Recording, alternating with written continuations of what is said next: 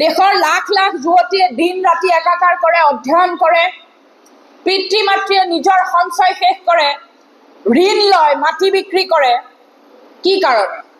কাৰণ নিজৰ ল'ৰাটো, নিজৰ ছোৱালীজনী ভালদৰে পঢ়ি শুনি আগবাঢ়ি যাওক, তেওঁলোকক বিভিন্ন কোৰ্চত তেওঁলোকক সোমাই দিয়ে, নিজৰ সৰ্বোচ্চ জীৱনৰ সঞ্চিত সকলো ধন তেওঁলোকৰ লগত খৰচা কৰে, কেৱল নিজৰ ল'ৰা ছোৱালীটো ভাল হ'বৰ কাৰণে, ভাল চাকৰি এটা পাবৰ কাৰণে কোচিং চেণ্টাৰত দিয়ে ল'ৰা ছোৱালী।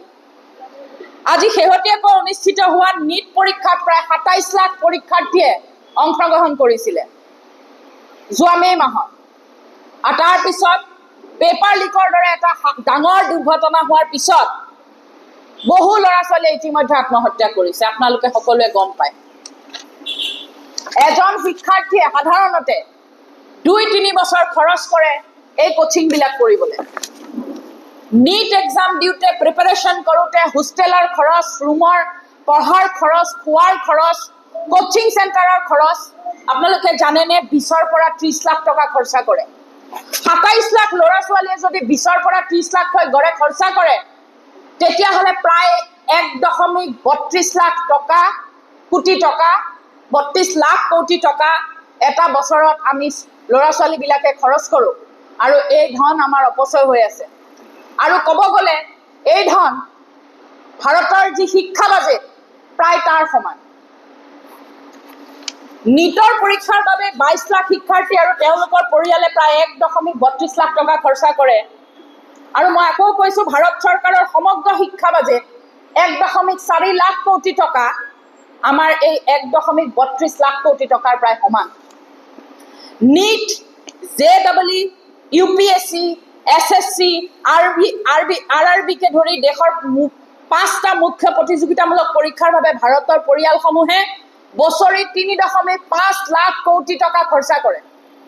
আৰু এনেধৰণে যদি পেপাৰ লিকৰ সমস্যাবোৰ হৈ থাকে, ল'ৰা ছোৱালীৰ চাকৰিৰ নামত যি প্ৰতিযোগিতামূলক পৰীক্ষা হৈ থাকে, সেইবিলাকত যদি অনিয়ম হয়, এই গোটেই ৩.৫ লাখ কোটি টকা অপচয় হয়। আৰু এয়া কেৱল আপোনাৰ মোৰ অপচয় নহয়, এয়া আমাৰ সুদীৰ্ঘ দিনৰ টেক্স পে' কৰি, মাক দেউতাকে মাটি বাৰী বিক্ৰী কৰি, তেওঁলোকৰ সমস্ত জীৱনৰ সঞ্চিত পইচা এই ধৰণে প্ৰতি বছৰে বছৰে, আজি যোৱা কেইবাটাও বছৰৰ পৰা আমি দেখিছোঁ, নষ্ট হৈ আছে। আমি সুধিব বিচাৰোঁ, এয়া শিক্ষাৰ সঁচাকৈ ভাৰতীয় শিক্ষাৰ ব্যৱস্থা নে এয়া ছাত্ৰ ছাত্ৰীৰ ওপৰত আক্ৰোশমূলকভাৱে আৰ্থিকভাৱে শোষণ কৰাৰ ব্যৱস্থা কৰা হৈছে? প্ৰতি ৩,০০০জন শিক্ষাৰ্থীৰ ভিতৰত মাত্ৰ এজন IAS হয়, IAS। মাত্ৰ ৩০জনে IITত সুযোগ পায় আৰু ১৮০জন চিকিৎসক হয়। বাকী হাজাৰ হাজাৰ যুৱক যুৱতীৰ বাবে এই ব্যৱস্থাটো ব্যৰ্থ বুলি কোৱা হয়। আচলতে এইবিলাক যি হৈ আছে, এয়া যোগ্যতাৰ মূল্যায়ন হৈ থকা নাই। আমাৰ ছাত্ৰ ছাত্ৰীসকলক মানসিকভাৱে, পিতৃ মাতৃসকলক মানসিকভাৱে, আৰ্থিকভাৱে জুৰুলা কৰাৰ এয়া এক কুচকাৱাজ চলিছে।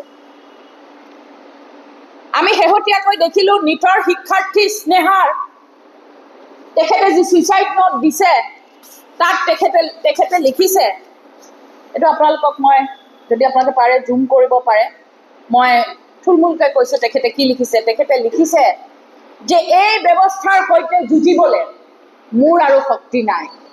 আপুনি ভাবক, এগৰাকী ছাত্ৰীয়ে মানসিকভাৱে কিমান জুৰুলা হোৱাৰ পিছত, কিমান ভাঙি পৰাৰ পিছত, মাক দেউতাকৰ শুকান মুখখন দেখাৰ পিছত এই ধৰণে এটা কথা লিখিব পাৰে যে মোৰ আৰু যুঁজিবলৈ শক্তি নাই, মই হাৰি গ'লোঁ, মই ছুইচাইড কৰিছোঁ, মাক দেউতাকক কৈ থৈ গৈছে।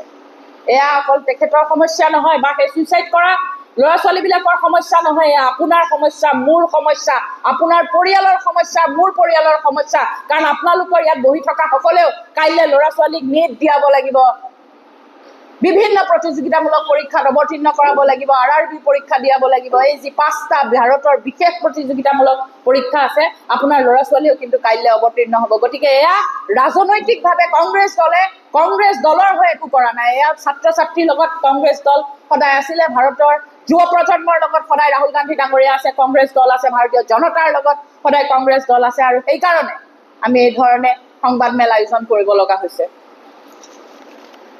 পঢ়া শুনাৰ শেষত চাকৰি ক'ত? আজিকালি চাকৰি চাকৰিৰ কথা সুধিব লগা হয়। অসমতো আমি দেখিছোঁ দুৰ্নীতি নোহোৱাকৈ, এটকাও ঘোচ নোলোৱাকৈ মুখ্যমন্ত্ৰী হিমন্ত বিশ্ব শৰ্মা ডাঙৰীয়াই কয় বোলে দুৰ্নীতি হ'লে বাঘৰ দৰে জঁপিয়াই পৰিম। এতিয়া বিধানসভাৰ ভিতৰত আমি কিমান কেলেংকাৰী হ'ল দেখিলোঁ। উইপুক খোৱাৰ নামত 3 কোটি টকা, উইপুকৰ যি মেৰামতি কৰে, তাৰোপৰি দুৰ্নীতি কৰি চাকৰি দিয়াৰ নামত কিমান চাকৰি দিলে আপোনালোকে মোতকৈ বেছি ভালকৈ জানে। এয়া নিউজ আমি সকলোৱে পাই আছোঁ। যদি ইমান ক্লিনকে, যদি ইমান দুৰ্নীতি নোহোৱাকৈ চাকৰিবোৰ হৈছে, শেহতীয়াকৈ বিধানসভাৰ যি ইমান ডাঙৰ স্কেম ওলালে, তাত কেনেকৈ ইমান ল'ৰা ছোৱালীয়ে দুৰ্নীতি কৰি চাকৰি পোৱা বুলি আমি পেপাৰত পঢ়িবলৈ পালোঁ। নিশ্চয় সুধিব লগা কথা আছে। আজিৰ তাৰিখত ভাৰতৰ শিক্ষা ব্যৱস্থাৰ যদি বাস্তৱ ছবিখন চায়, প্ৰতি 1000জন শিক্ষাৰ্থীৰ ভিতৰত মাত্ৰ 12জনে, 1000জন শিক্ষাৰ্থীৰ ভিতৰত মাত্ৰ 12জনে স্থায়ী চাকৰি কৰে। 691জনে অনানুষ্ঠানিক বা অনিশ্চিত, যিটো আমি কণ্ট্ৰেকচুৱেল বুলি কওঁ বা আমি ডেইলি ৱেজ বুলি কওঁ, তেনেকুৱা ধৰণৰ চাকৰি কৰে 691জনে। আৰু 297জন, প্ৰায় 300জন একেবাৰে একো নকৰাকৈয়ে থাকি যায়। আৰু আটাইতকৈ আমাৰ লজ্জাজনক কথাটো হ'ল 80% ইঞ্জিনিয়াৰ অনানুষ্ঠানিক চাকৰিয়ে কৰি আছে। তেওঁলোকে প্ৰাইভেটাইজেশ্যনৰ লগত জড়িত, প্ৰাইভেট কোম্পানীত কাম কৰে। 80% ইঞ্জিনিয়াৰ। ইয়াতকৈ আৰু দুখৰ কথা কি হ'ব পাৰে? আগতে আমি ইঞ্জিনিয়াৰ পঢ়িব গৈছে, ডাক্তৰ পঢ়িব গৈছে, ভাল লাগিছিলে। আমাৰ প্ৰশ্ন, ভাৰতীয় শিক্ষাৰ্থীসকলে, অসমৰ শিক্ষাৰ্থীসকলে, যোৰহাটৰ শিক্ষাৰ্থীসকলে পৰিশ্ৰম কৰিলে কষ্ট কিয় পাব? পৰিশ্ৰম কৰাৰ বিনিময়ত, মাক দেউতাকৰ পৰিশ্ৰমৰ বিনিময়ত, ল'ৰা ছোৱালীৰ কষ্টৰ বিনিময়ত শাস্তি কিয় পাব? আমাৰ প্ৰশ্ন চৰকাৰলৈ। প্ৰশ্ন কাকত ফাদিলৰ দায়িত্ব কোনে ল'ব? কংগ্ৰেছ দলে ল'ব? সংবাদ মাধ্যমে ল'ব? নে চৰকাৰে ল'ব? চৰকাৰেই ল'ব। বিফলতা যদি চৰকাৰ তেওঁলোকৰ আছে, যদি বিফল হৈছে, দায়িত্ব কাৰ? প্ৰশ্ন কাকত ফাদিল ক'ৰ পৰা হয়? আজি তেওঁলোকে সৰু সৰু কথাত কবিতা লিখিলে, ক'ৰবাত এখন আৰ্ট কৰিলে, জুবিনদাৰ ফটো যেতিয়া বনায় তেতিয়া জেললৈ লৈ যায়, থানালৈ লৈ যায়। নিটৰ যেতিয়া কেলেংকাৰী হয় তেতিয়া তেওঁলোকে মনে মনে বহি থাকে। কংগ্ৰেছ চৰকাৰৰ দিনতো কেতিয়াবা আপোনালোকে শুনিছিলে পেপাৰ ফাদিল হৈছিলে, কিন্তু আমি এইটোও গৰ্বৰে কওঁ, সেই সময়ত আমাৰ প্ৰধানমন্ত্ৰী মনমোহন সিং ডাঙৰীয়াই সেই গোটেই বিষয়টোৰ দায়িত্ব স্বীকাৰ কৰিছিলে আৰু বিভাগীয় মন্ত্ৰীসকলে নিজে ৰেজিগনেশ্যন দিছিলে। এইটো কথা আপোনালোকক আমি জনাব বিচাৰোঁ। আমি যদি কিবা এটা বিভাগৰ দায়িত্ব লৈছোঁ, তেতিয়াহ'লে বিভাগটোৰ সফলতাৰ দায়িত্ব আমাৰ যিমান, বিফলতাৰ দায়িত্ব আমাৰ সিমান। কিন্তু এতিয়া এইবিলাক কথা আকাশত চাং পতা কথাৰ দৰে হৈছে, কোনো দায়িত্ব ল'ব নিবিচাৰে। ক'ৰবাত যদি বাৰে বাৰে ৰেল এক্সিডেণ্ট হৈ আছে, নাই ৰেল মন্ত্ৰীয়ে পদত্যাগ নকৰে। ক'ৰবাত যদি বাৰে বাৰে শিক্ষা ব্যৱস্থাটোক ভেঙুচালি কৰা হৈছে, পেপাৰ লিক হৈ আছে, নাই তেওঁলোকৰ মন্ত্ৰী, বিভাগীয় মন্ত্ৰী অফিচাৰবিলাকে দায়িত্ব নলয়।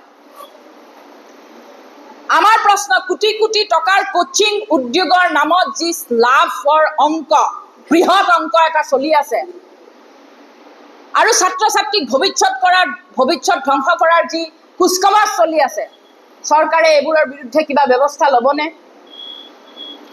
শিক্ষা ব্যৱস্থাটো বচাবলৈ কেন্দ্ৰীয় চৰকাৰ তৎপৰ কেতিয়া হ'ব? এই প্ৰশ্নবোৰ আমাৰ আছে। আমাৰ কেইটামান দাবী আছে, আপোনালোকৰ যোগেদি আমি চৰকাৰক জনাব বিচাৰোঁ। নিটৰ লগতে যিবিলাক পৰীক্ষা হৈছে, সকলো পৰীক্ষাৰ স্বচ্ছতা নিৰূপণ হ'ব লাগিব। প্ৰশ্ন কাকত ফাদিলৰ লগত জড়িত প্ৰত্যেকজন মানুহে কঠোৰৰ পৰা কঠোৰ শাস্তি পাব লাগিব। কোচিং নিৰ্ভৰ যি শিক্ষা ব্যৱস্থা, ইয়াক সংস্কাৰ কৰিব লাগিব। শিক্ষাক ব্যৱসায়িক নহয়, সাংবিধানিক অধিকাৰ হিচাপে প্ৰত্যেকৰ কাৰণে, প্ৰত্যেকজন ল'ৰা ছোৱালীৰ কাৰণে সুৰক্ষিত কৰিব লাগিব। যুৱ সমাজৰ বাবে, উঠি অহা মেধাৱী যুৱ সমাজৰ বাবে, কণ কণ মইনাহঁতৰ বাবে গুণগত শিক্ষা আৰু নিশ্চিতভাৱে তেওঁলোকক এংগেজ কৰাৰ এটা ৰাষ্ট্ৰীয় নীতি প্ৰস্তুত হ'ব লাগে। আমি আপোনালোকক কথা দিছোঁ, আমি নীৰৱে চাই নাথাকোঁ। আমি ভাৰতৰ যুৱ প্ৰজন্মৰ, যুৱ সমাজৰ কণ্ঠস্বৰ হৈ আমি আগবাঢ়ি যাম। আমাৰ এই সংগ্ৰাম, মই আকৌ কৈছোঁ, কোনো ৰাজনৈতিক কথা বতৰাৰ লগত জড়িত নহয়। এয়া সংগ্ৰাম দেশৰ প্ৰতিজন শিক্ষাৰ্থীৰ সপোন, প্ৰতিজন অভিভাৱকৰ সপোন আৰু আমাৰ যি দায়িত্ব ভাৰতবৰ্ষৰ ভৱিষ্যত সুৰক্ষাৰ কাৰণে, সেই দায়িত্ব আমি পালন কৰি যাম। ভাৰতৰ শিক্ষা ব্যৱস্থাটোক ICUৰ পৰা উদ্ধাৰ কৰিব লাগিব, তাৰ দায়িত্ব মোৰ, ইয়াত বহি থকা প্ৰতিজনৰে আৰু আপোনালোক সকলোৰে। গতিকে যিমান দিন অন্তত জীয়াই থাকোঁ গৰ্বৰে কৈ যাম যে নিজৰ কাম ভালদৰে কৰিছোঁ, কোনো দুৰ্নীতিৰ লগত কেতিয়াও আপোচ কৰা নাই আৰু আপোচ নকৰোঁ। প্ৰয়োজন হ'লে আমাৰ ওপৰত যেনেকৈ যি ব্যৱস্থা লয় লওক, কিন্তু আমি মাতি যাম আৰু আগলৈ এনেকৈ কৈ যাম। ভাৰতৰ শিক্ষা ব্যৱস্থাটোক আকৌ এবাৰ কৈছোঁ, ICUৰ পৰা উদ্ধাৰ কৰাৰ দায়িত্ব আমাৰ। জয় হিন্দ, বন্দে মাতৰম, জয় আই অসম। ধন্যবাদ।